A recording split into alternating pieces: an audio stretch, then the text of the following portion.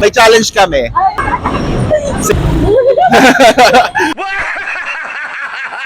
Anong pangalan mo, ma'am? Tanya. Victoria po. Angelique po. Anong course nyo, ma'am? USDA. Okay. Ma'am, anong ibig sabihin ng EDSA? First question pa lang wala.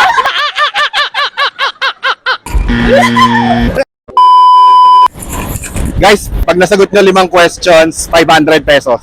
Game ka ba? Try lang po. Sige. Ano bang pangalan nila? Joey po. Anong course mo, sir? Computer Engineering po. Anong ibig sabihin ng NCR? National Capital Region. Ano ibig sabihin ng EDSA? Epifanio de los Santos Avenue. Matalino to, Sir Joey. Sino ang unang babaeng Pilipina na pinanghal na Miss Universe?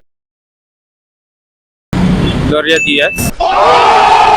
Sino ang taong makikita natin sa 200 peso bill? Not sure. Si Elpidio Quirino. Ang tao pong makikita sa 200 peso bill ay si Ay.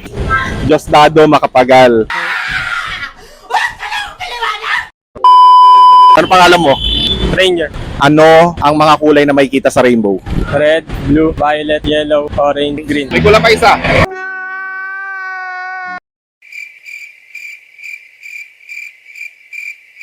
Indigo. Anong palayaw ni Jose Rizal? Pepe. Sino ang pinakaunang pangulo ng Pilipinas? Si ano?